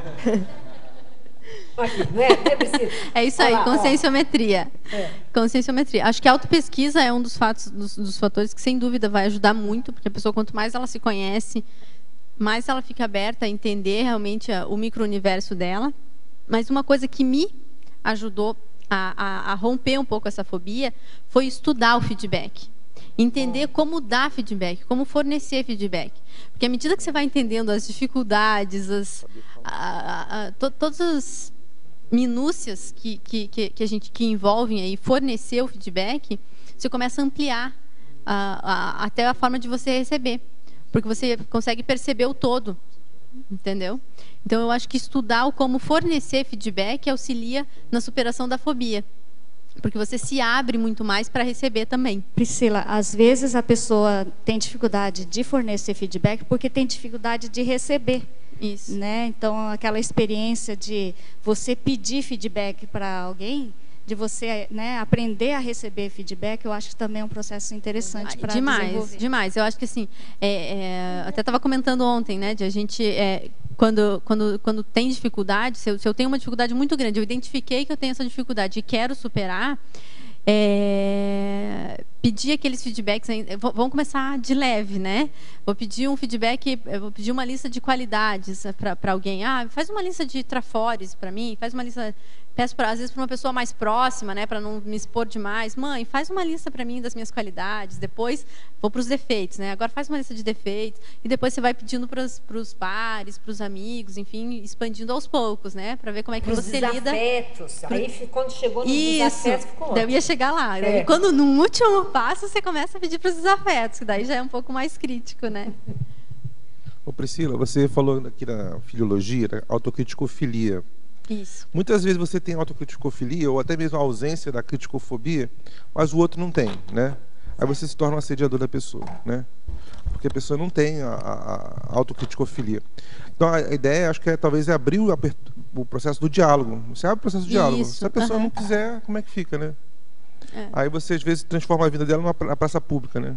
Mas eu acho assim, não vejo que você se torne um assediador da pessoa, né? Se você está tentando fornecer um feedback cosmoético, se você está tentando ajudar a pessoa, a ideia é que você esteja caminhando muito mais para o amparador do que para o assediador, né? Ainda que a pessoa não tenha esse traço da autocriticofilia, né? Você pode ajudá-la a desenvolver esse traço aos poucos, né? Tentar fazer com que ela perceba que essa é a condição ideal. Você coloca aqui na fatologia, feedback fornecido no momento adequado. Aí eu adicionaria momento adequado, ambiente correto, palavra certa. Porque se o ambiente também não for otimizado, às vezes você vai... Até o momento tem que ver o ambiente, tem que ver a palavra, né? Isso, é isso mesmo. Você sabe que vai sair um livro agora, daqui uns 15 dias, que é o Manual da Consim-Cobaia. Ah, que legal. Fala muito disso aí, do problema do feedback, que no momento adequado, que é o que ele está falando. Dentro em breve, agora fazendo propaganda já. Mas é isso mesmo. Enfim, esse verbete aqui, a minha ideia é estruturar um curso livre pelo IPC, né, sobre o tema e também um livro. E a minha ideia é abordar justamente isso, a gente fazer um planejamento do feedback. Então, qual que é o melhor local, o melhor momento, como... Critérios, né? Os critérios, fazer um planejamento mesmo de como dar o feedback. Porque, assim, tem feedbacks que são coisas mais simples, são coisas mais cotidianas, você consegue chegar ali, aconteceu o fato, você já dá o feedback. Então, são coisas mais instantâneas. Mas tem situações que são mais críticas, que daí exigem um planejamento mais detalhado, né? Que daí a gente tem que ir pela lei do maior esforço. Então, vamos caminhar Quer mais uma coisa, Cláudio? Às vezes a pessoa é muito travada, né? Aí você quer estar com a maior intenção possível, mas a pessoa está com pau e pedra na mão, né? Tem isso, né? Você está com todo amor e carinho, uma boa intenção, mas a pessoa vê aquilo como intrusividade, ou ela tem um bloqueio dela, que ela não quer ver, né? Sim, às vezes a pessoa é mais reativa mesmo, e daí a gente tem que fazer um trabalho prévio, né? De jogar bastante energia para a pessoa, preparar bem aquele momento para dar o feedback, né? Fazer um preparo prévio. Fatologia, página 26, quinta linha. Poderia explicar a denúncia das irracionalidades? Tá. Aqui é aquela coisa de a gente... Às vezes a pessoa está manifestando alguma condição de mais irracional mesmo, né? Então, cabe a quem percebeu aquele fato a fazer a evidenciar aquilo, né? Fazer a denúncia daquilo. Olha, fulano, você está agindo de tal forma, é isso mesmo? Será que você não está indo pelo caminho mais difícil? Então, trazer isso à tona, né? Nesse sentido de denúncia, né? No sentido de expor. Para a fatologia, página 27, segunda linha. Poderia comentar a sinalética energética e parapsíquica pessoal confirmatória da heterocrítica cosmoética? Posso. Então, assim, para mim isso aqui se manifesta assim, naquele momento que você está num momento mais crítico, dando um feedback mais forte, mais pontual. E às vezes a coisa, você não sabe se está saindo muito bem, se a pessoa está no momento certo. De repente vem aquela sinalética que você mapeou já, que é uma confirmação de amparo de que está certo. Então, é essa sinalética que a gente precisa desenvolver. Está muito claro para a gente de que a gente está no caminho certo. Então, de confirmar a heterocrítica, né? Sinergismologia, página 27, penúltima linha. Poderia esclarecer o sinergismo das relações ganha-ganha? Ótimo. Eu entendo que o feedback cosmoético ele é uma troca, né? É uma interação em que as duas partes, tanto quem está dando o feedback quanto quem está recebendo, tem um desenvolvimento e favorece as reciclagens das duas partes. Porque quem está fornecendo, apesar de estar trazendo um fato, um traço ou uma determinada postura do outro, ele também, antes de dar o feedback, ele fez uma análise para chegar ao ponto de dar feedback, ele analisou a condição dele, a postura dele, a forma dele se manifestar. Então, ele auxilia na reciclagem de ambas as partes. Então, nesse sentido, que eu entendo que o feedback cosmoético ele estimula esse sinergismo das relações ganha-ganha, em que as duas partes saem com um saldo positivo, né? Bem, professora Mabel, acessei a paralencologia de CGE e li todos os relatos. Poderia comentar se todas as consciex que visitaram as mini-tertúlias foram vistas pelo professor Valdo? Sim, e também por outros pesquisadores, tá? Então, tem várias pessoas, inclusive o professor Valdo. Os relatos de Robert Monroe foram de projeções lúcidas? Poderia comentar? Essa é aquela história que a gente não pode botar a mão nessa cumbuca.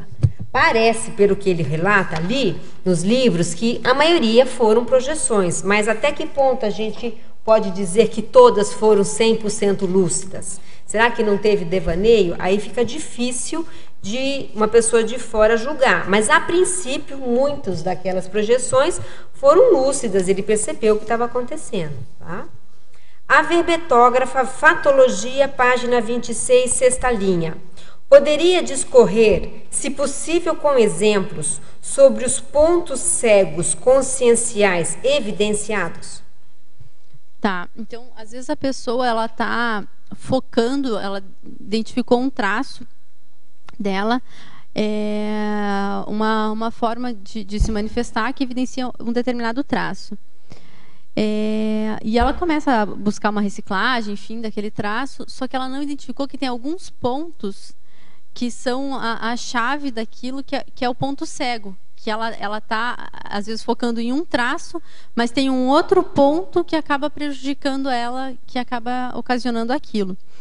Então, assim, um ponto cego que eu identifiquei em mim, de um traço que eu manifestava, e eu comecei a pesquisar, a tentar identificar o porquê daquele traço, né, que é o traço da ansiedade. E eu comecei, puxa, mas por que eu manifesto esse traço?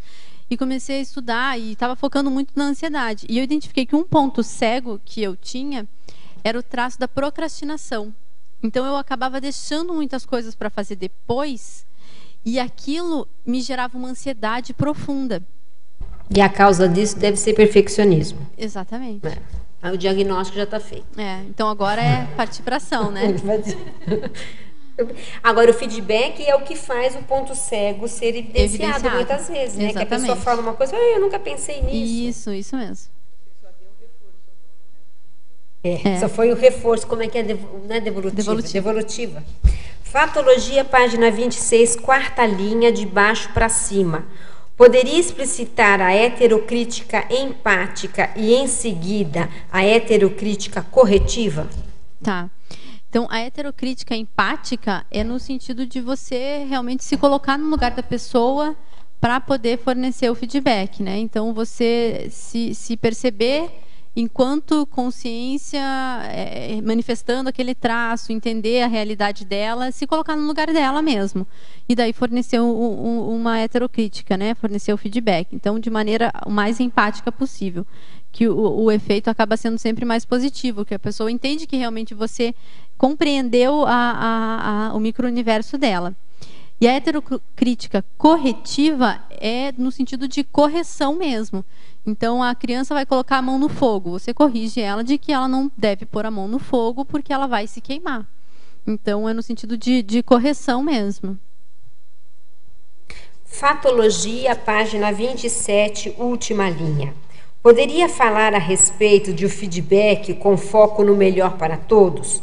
Como funciona na prática e quais as consequências benéficas dessa postura mental? Então, isso aqui eu entendo que é o que mais destaca, ou o que mais evidencia aí o feedback cosmoético, né? Que esse é um dos princípios da cosmoética, né? Que aconteça o melhor para todos.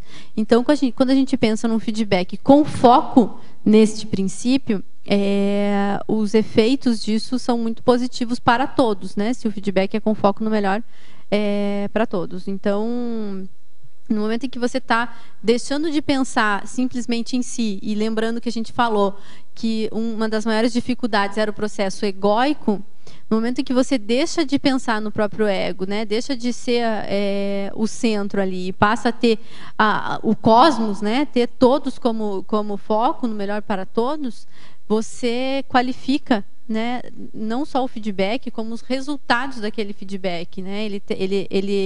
Ele acaba trazendo um resultado muito mais positivo, muito mais efetivo. Polinomiologia, página 28. Poderia ampliar o polinômio criticidade, autenticidade, assertividade, feedback cosmoético? Tá. Então, eu pensei nesse polinômio como sendo um crescendo realmente, né? Então, o primeiro passo para a gente estabelecer aí um feedback cosmoético é a criticidade. Então, seja alto ou seja hétero, né? A gente tem que ter essa consciência crítica, né? Então, analisar os fatos criticamente. Então, eu desenvolvendo isso, tendo a consciência crítica, tendo o senso crítico, né, autocriticidade, eu passo para um segundo passo, que é a questão da autenticidade. A gente tem aí até o livro, né, do professor Tony, que é muito bom e vale muito a pena ler, porque ele auxilia muito nesse processo. A gente ainda tem, pelo menos eu ainda manifesto, e eu vejo que tem muitas pessoas que ainda manifestam, e está inclusive aqui na sindromologia, a síndrome da boa moça e síndrome do bom moço. Então, a gente ainda se preocupa muito com o que o outro vai pensar, né? Como que aquilo vai ser compreendido. E isso acaba prejudicando demais a nossa autenticidade. A gente acaba não sendo autêntico tanto quanto deveríamos. Então, a gente tem que desenvolver também essa autenticidade cada vez mais.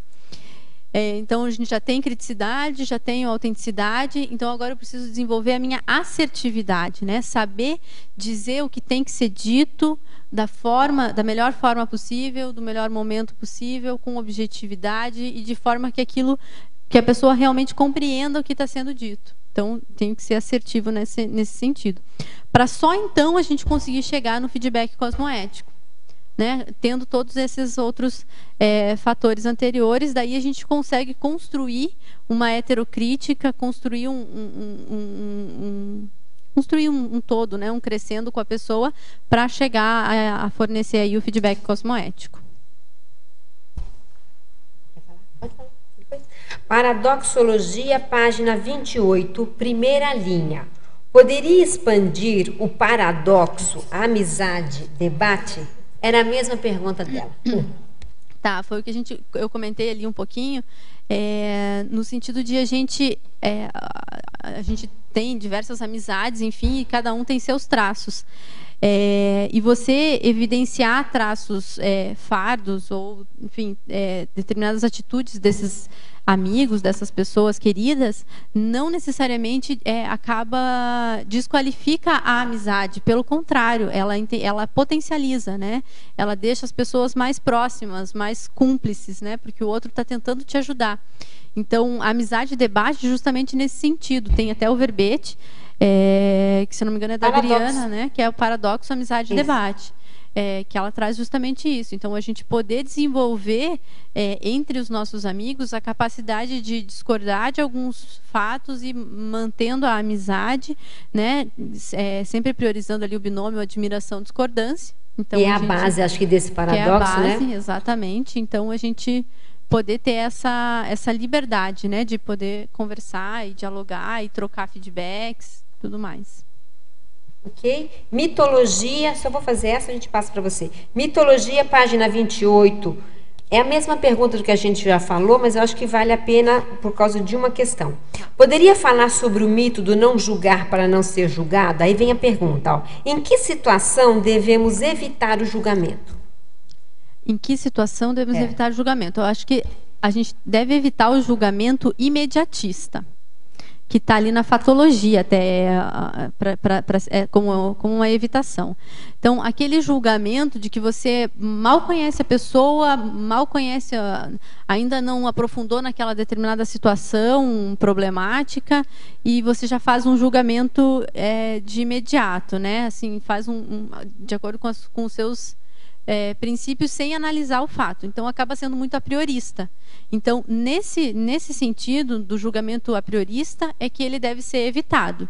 Agora, se você já conhece todo o contexto, já entendeu todas as minúcias, já tem algum nível de aprofundamento no assunto, é inevitável você empregar ali algum senso crítico e fazer algum tipo de julgamento, né? A gente tem que desdramatizar a palavra julgamento, né? A postura religiosa de não pode julgar. Então, o senso crítico é uma forma de você julgar, né? Você acha que seria correto dizer que o julgamento sempre é necessário, mas, na verdade, o que tem que ser evitado é a qualidade de um julgamento patológico?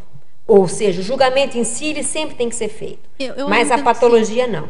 Eu entendo que sim. Porque eu coloco assim, o julgamento como quase que um sinônimo de criticidade. Exato. Né? Você precisa analisar criticamente tudo, o tempo todo. Então, o que vai variar é justamente a qualidade dessa criticidade. Dessa heterocrítica, né? Dessa heterocrítica. Tudo bem aí para a colega? Tudo bem? Você ligou? Alô, isso. Aqui na página 27, em tecnologia, você fala da técnica da checagem da intenção pessoal. Essa técnica é para a gente checar a nossa própria intenção ao dar um feedback ou da pessoa que está te dando um feedback? Não, é de você fazer a checagem da sua intenção na hora de dar o feedback. Então, qual que é a minha intenção? Eu preciso dar um feedback para alguém. Qual que é a minha intenção? Mas espera aí, eu preciso dar esse feedback porque realmente estou preocupada com a pessoa ou aquilo que ela está fazendo está me incomodando. E eu preciso dar o feedback porque aquilo está me incomodando. Então, sempre analisar primeiro a gente para daí depois fornecer o feedback, porque senão isso pode corromper, né? Às vezes a pessoa está extremamente irritada, incomodada, perturbada com algum traço do outro. Mas aquilo, em geral, se a pessoa fica assim muito irritada, é porque ela tem alguma relação, ela manifesta aquele traço também. Então, às vezes ela quer dar o feedback simplesmente porque ela também manifesta aquele traço e aquilo irrita, quando o outro evidencia para ela.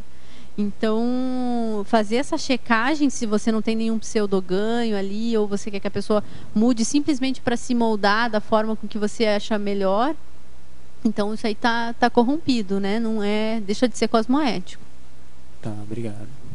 Agora, também pode ser que quem recebe também era bom usar a intenção, né? Não vamos dizer que não, porque precisa, né? Qual é a sua intenção na hora que você está recebendo o feedback? É já ir contra o heterocriticador? Não sei. Mas essa checagem da intenção é muito mais pessoal, né? Não é como você tinha perguntado se era a gente checar a intenção do outro, né? Nesse sentido aqui é muito mais pessoal. Tem que ser nosso mesmo. Porque às vezes o outro pode estar te fazendo feedback com uma má intenção. Né? Às vezes você não vai levar isso em consideração, né? Se você conseguir fazer essa checagem. Isso. Mas daí é isso mesmo. Daí você está analisando criticamente, né? O feedback. Isso aí. Agora, o bacana dessa história de heterocrítica é que o heterocriticador, ou a pessoa que vai fazer o feedback, na hora que ele faz isso, ele é o primeiro a ser avaliado. Exatamente. Quer dizer, ele avalia alguém, não é? Mas na hora ele ficou exposto. Exatamente. A revisão, a heterocrítica, o feedback expõe o criticador de uma maneira absurda. Porque você analisa a capacidade dele de crítica, de análise, de discernimento. Ele fica exposto. E agora é ele que pode ser alvo de crítica. Não é assim? Isso mesmo. Que é o rico da história. E nesse sentido tem 2 megapensenes ali, se eu não me engano, que falam justamente sobre isso, que é exemplarismo fortalece feedback e feedback exige verbação. Então não adianta você falar por falar, né? Você tem que agir também. Holotecologia, página 28. Poderia comentar a respeito da criticoteca, cosmoeticoteca, argumentoteca e discernimentoteca? Eu convido o colega a conhecer a holoteca. Então, na verdade, aqui a ideia é a gente citar as tecas que têm relação com o verbete, né? Então, aqui a gente citou aí algumas das tecas que têm essa relação. Então, deixa eu até achar aqui. Qual que é a página mesmo? Página. Ah, tá. Então, quais técnicas que têm relação com esse verbete, né? A criticoteca, que tem aí, então, todos os livros que tratam aí da questão da criticidade. A cosmoeticoteca, então, o verbete tem o fundamento aí na condição da cosmoética. Da conviviologia, então, por isso a cosmoeticoteca, porque para o feedback exige esse convívio, essa conviviologia. Argumentoteca, porque feedback com base em achismos não existe, né? Então, eu acho que, ou qualquer coisa assim, o feedback já começa errado, né? Já. Sem fundamento. Sem fundamento. Se eu fosse você? Não, peraí. O feedback tem que estar baseado em fatos, né? Às vezes até para fatos, para poder construir um argumento significativo para o feedback. Então, por isso o argumentoteca é importante. A mental somaticoteca, porque esses argumentos eles não podem ser muito emocionais, muito psicossomáticos. Então, a gente tem que levar sempre para o discernimento, né? Para o mental somática. Comunicoteca, no sentido de comunicação. Então, o feedback é uma forma de comunicar algo, então é importante a gente estudar isso. E o discernimentoteca, então é um dos itens ali de qualificação, o discernimento, o emprego do discernimento. Então, por isso que a gente colocou ali a discernimentoteca.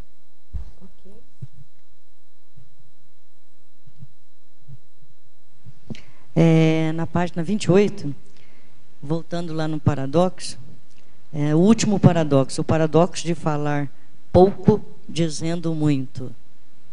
Tá. É o poder de síntese, né? Às vezes a pessoa fala uma, né?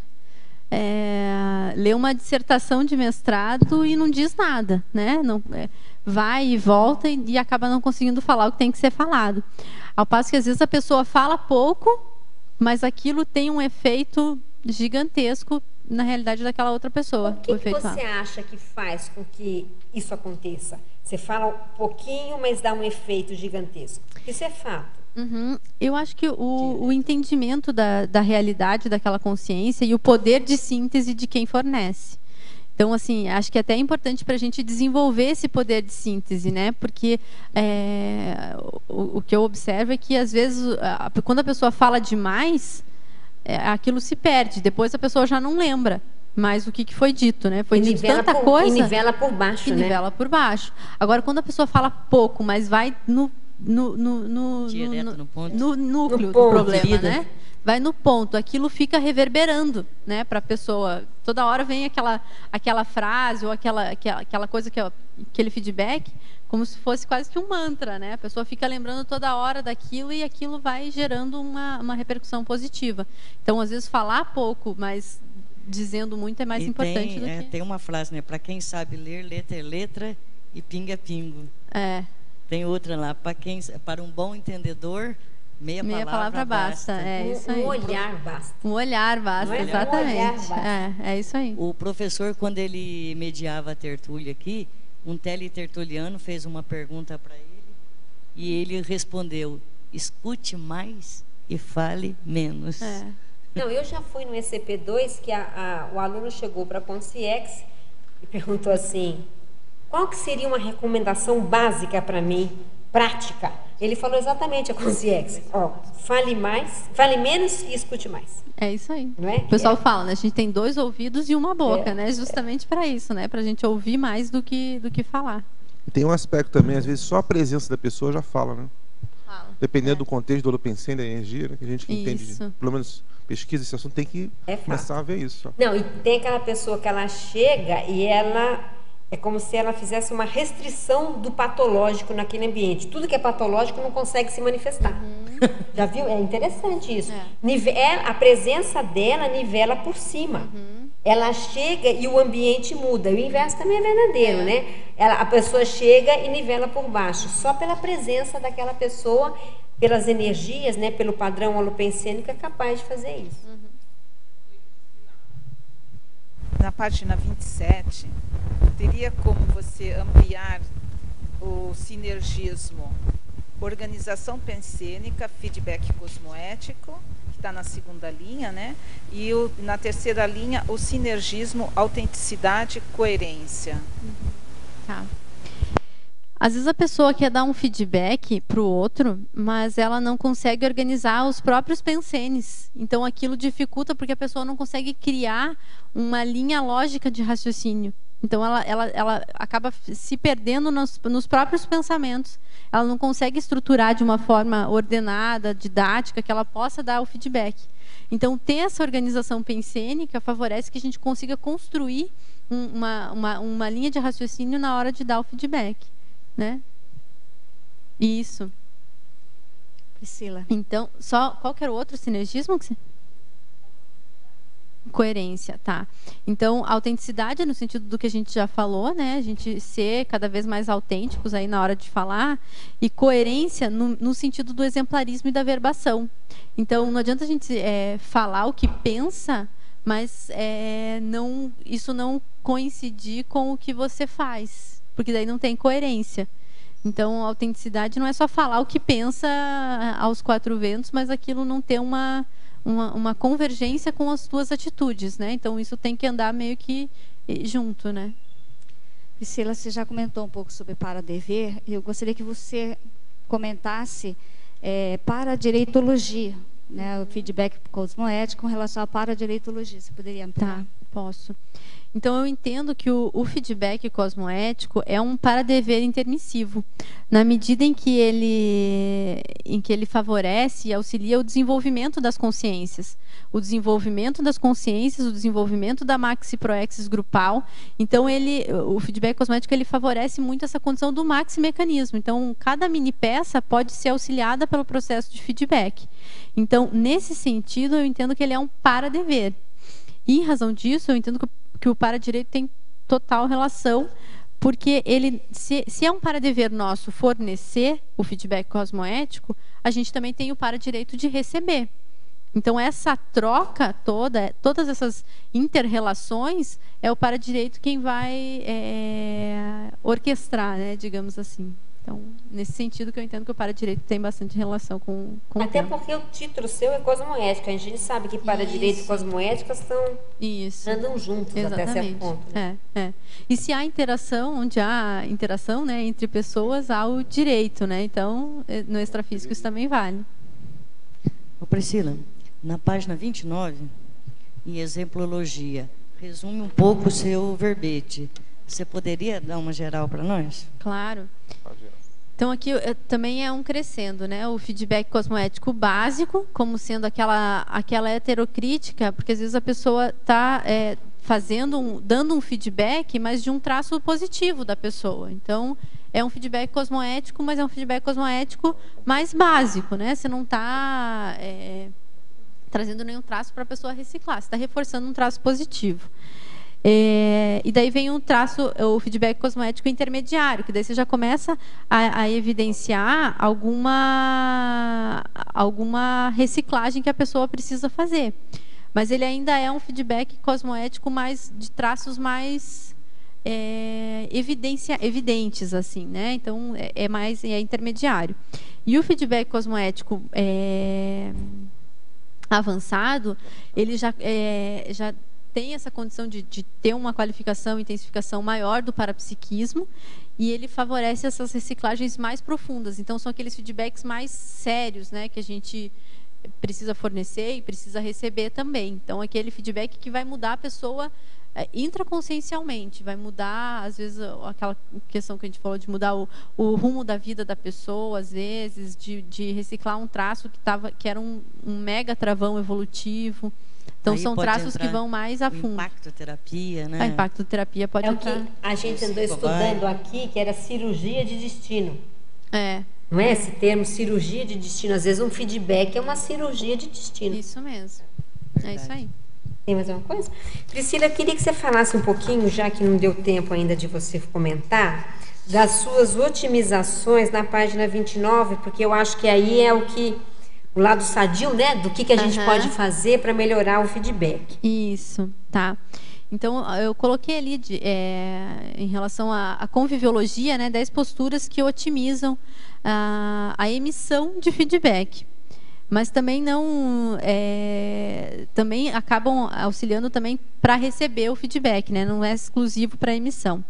Mas a condição do abertismo consciencial é o primeiro item, e é o primeiro item porque eu acho que é realmente o que a gente mais precisa, tanto na hora de fornecer quanto na hora de receber. Você sabe que esse título foi o primeiro verbete da enciclopédia? O professor Valdo abriu a enciclopédia com o abertismo. Não sabia. O primeiro verbete da enciclopédia foi abertismo consciencial. Interessante. Muito bom. Tem coerência, não tem? Tem lógica, não tem? Olha lá. Então, tem coerência também que ele seja o primeiro item. Seja o primeiro, além de ser o A. Então, eu acho que o abertismo, ele auxilia demais no processo tanto de fornecer quanto de receber, né? Porque se a gente não está aberto, a gente não consegue ouvir o que o outro tem para dizer, e se a gente não está aberto, a gente não consegue identificar também as mazelas do outro. Então, é fundamental realmente para a gente ter uma relação saudável. A autenticidade, a gente falou um pouco também de autenticidade, né? Você trabalhar cada vez mais nessa linha de ser autêntico, de falar realmente o que você pensa, sem fazer pregação, sem, né? Sem ser conscienciólogo dogmático. Isso, sem dogmatismo, exatamente. Ser autêntico, né? Realmente falar o que você sente, o que você pensa. Uma outra otimização é você desenvolver cada vez mais a questão da comunicabilidade. Então, é um dos traços aí prioritários para a gente, né? Pensando em tridotação consciencial, a gente desenvolver essa condição da comunicabilidade para que a gente possa realmente interagir, né? A gente trocar feedback, seja com colegas, com pares, com aluno, fornecer feedback para aluno em sala de aula, isso acontece muito. Então, ter essa condição da comunicabilidade desenvolvida é importante. E a cosmovisiologia. Então, isso aqui, quando a gente pensa em feedback cosmoético, é bem interessante a gente tentar desenvolver cada vez mais a cosmovisão. Porque para a gente ter um feedback que seja realmente cosmoético, a gente precisa entender o todo, né? E às vezes a gente não tem essa cosmovisão para entender o porquê que a pessoa está manifestando aquele traço. Aí esse é o mais difícil. O parapsiquismo que você comentou, exatamente, né? Que é tão importante para ampliar essa cosmovisão. Sem isso fica difícil. É isso aí. Então, a cosmovisão é fundamental. Próximo item é a criticidade cosmoética, que a gente também já comentou. Então, é fundamental a gente ter autocrítica para evitar aí que o feedback seja tendencioso, que seja baseado em um traço nosso. Então, a gente tem um traço e a gente acaba falando, criticando o outro por um traço que tem reflexo no meu trafar. Então, cuidar muito com isso. E a descrenciologia. Então, é fundamental para eliminar aí os feedbacks infundados e a prioristas. Também, na hora de quem recebe, de que se está recebendo, também não ir naquela condição da divinização, né? Então, não acreditar em nada. Vamos entender, vamos experimentar, vamos vivenciar para realmente chegar a uma conclusão. O outro item é a incorruptibilidade. Então, na medida em que você se corrompe com alguém, com algum fato, você já eliminou qualquer tipo de possibilidade de feedback cosmoético, porque ele já vai estar sendo tendencioso, vai estar sendo anticosmoético. O outro item é intencionalidade sadia. Fundamental também a intencionalidade. A gente falou bastante aí da intenção, e eu acho que é um dos itens mais importantes para a gente fornecer o feedback que seja cosmoético. Se não há intenção sadia, não há feedback cosmoético. A gente tem que estar com foco realmente no outro, né? Em ajudar. O outro item é a ortopensenidade. Então, você ter cada vez mais uma retidão de pensene, uma pensenidade mais rígida, para que seja possível você ampliar realmente o feedback. E uma visão traforista. Então, desdramatizar o fato, o problema, o trafar, o que você está dando feedback ali, mas com uma visão traforista, né? Você precisa reciclar esse traço, mas você tem diversos trafores que vão te ajudar. Então, tentar sempre puxar a pessoa para cima, porque dar um feedback só trazendo a crítica, você acaba às vezes puxando a pessoa para baixo, ainda mais se a pessoa tem alguma reatividade. Isso é o papel do assediador. Isso, exatamente. Esse é o papel do assediador. Então, o ideal é que a visão seja cada vez mais traforista, né? E são essas. Priscila, está encerrando. A última pergunta. A última. Então, na efeitologia, na página 27, os efeitos surpreendentes das ações tarísticas. Isso é legal, né? Falar de a gente não pode esperar. Quando a gente dá um feedback, claro que a gente não pode esperar que o resultado seja como a gente quer, ou ficar elucubrando sobre quais serão os resultados.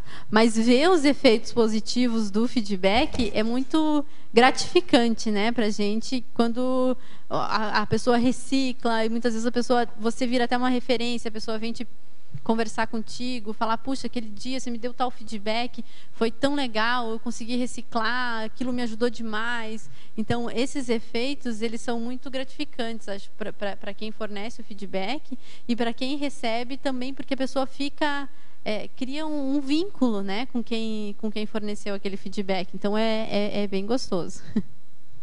Ok, gente, mais alguma questão? Então, a gente vai dar o feedback para a Priscila, né? Excelente defesa do seu verbete. Nós vamos, Marilu, nós vamos esperar quantos verbetes dela agora? Uma centena de verbetes? Volte mais para Foz do Iguaçu e a gente aguarda aí o seu livro sobre feedback cosmoético. Nós vamos encerrando, agradecemos aí a participação dos tertulianos e dos teletertulianos que nos enviaram as perguntas e vamos aí para as nossas informações, os nossos comerciais. Obrigada e até amanhã. Obrigado. As pontuações da tertúlia de hoje são 27 assinaturas no livro de presença, 24 perguntas presenciais e 22 perguntas respondidas online. Hoje nós temos 3 recados. A Marlene com a segunda semana de Paradireitologia, o Amaro com o curso Tenepsograma, Teoria e Prática da TENEPS, e o Ricardo com debate no CAEC. E antes nós teremos os amigos da enciclopédia. Olá, boa tarde a todos. Em nome da equipe do programa Amigo da Enciclopédia, nós estamos aqui mais uma vez reforçando o convite para você se tornar um associado do programa Amigo da Enciclopédia. Quem não é amigo, tornar-se associado, e aqueles cujas assinaturas venceram nos últimos meses para renovar a sua assinatura. Vocês sabem, todos os recursos associados do programa Amigo da Enciclopédia, eles são direcionados para manter a produção da enciclopédia, a transmissão diária das tertúlias, a manutenção do ambiente aqui do prédio, do holociclo, da holoteca, do tertuliário, tá certo? Então, todo esse recurso é para essa finalidade. E os associados do programa Amigos que mantém essa infraestrutura toda, essa atividade toda. E, à medida que vão vencendo assinaturas, se não é renovado, isso, de fato, defasa muito nossa capacidade de investimento e de manutenção disso aqui. Então, é muito importante se você puder fazer a sua renovação. É muito simples fazer isso, basta ligar na recepção do CAEC, inclusive sábado e domingo também, até às 18 horas, o telefone 45 3525 2652, e em poucos minutos você renova com o seu cartão de crédito em até 12 vezes. E quem mora aqui em Foz, está por aqui, basta procurar a recepção do CAEC também para fazer a sua adesão ou renovação. Além disso, você vai ter uns benefícios de ser um associado, como ter a enciclopédia Consciologia eletrônica, fazer o seu download, acessar aí o site de pesquisa, né? O Holoserver, você acessar mais de 29 obras de Consciologia, inclusive os tratados, para fazer sua pesquisa inteligente. Muito obrigado.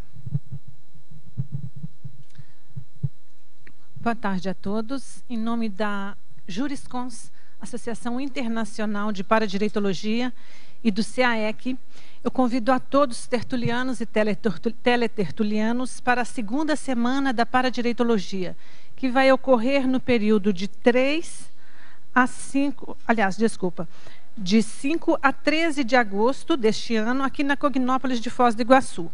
Além do 6º Fórum da Paradireitologia, que este ano conta com 21 professores falando e debatendo sobre diversos assuntos, eu destaco a desembargadora, a professora Terezinha Kubiak, que vai falar sobre as novas perspectivas no judiciário brasileiro à luz da paradireitologia. Então, além desses 21 professores, nós ainda vamos ter 3 oficinas de qualificação, dentro do autorado conscienciológico paradireitológico, com a técnica da amparabilidade parajurídica e da mediação de conflitos.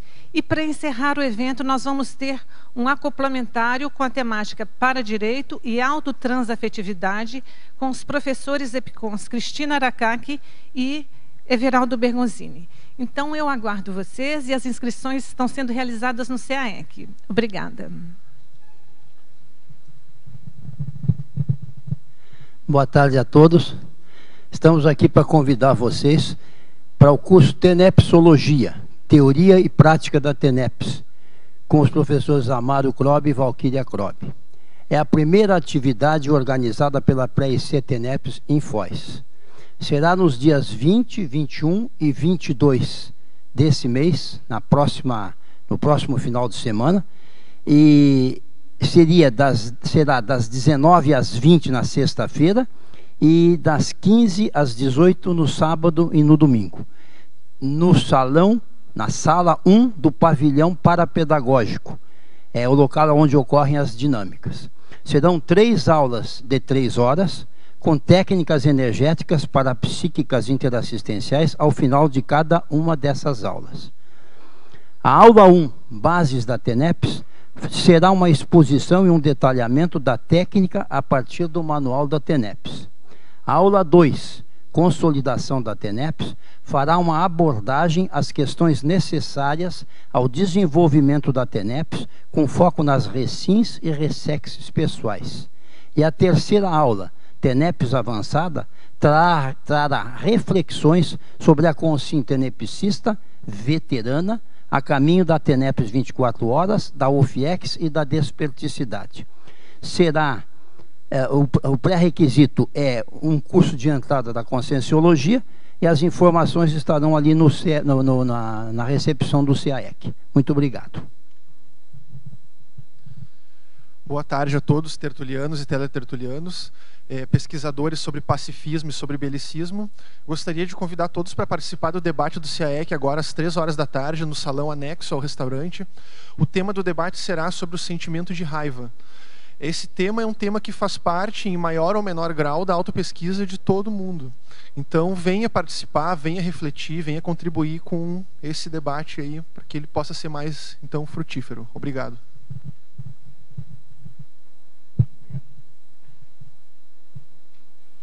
Para amanhã, teremos o verbete Romantismo, especialidade Sociologia, com a verbetógrafa Fabiana Cerato. Obrigado e boa tarde a todos.